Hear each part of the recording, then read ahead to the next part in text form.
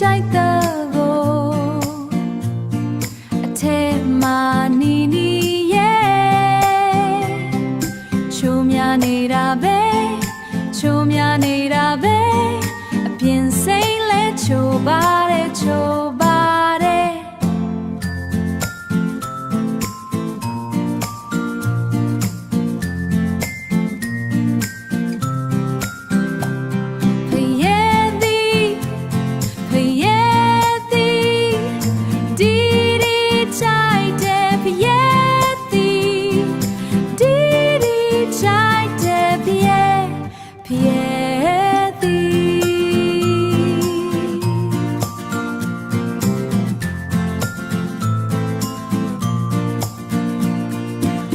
ဘူဘူမဆာလောကော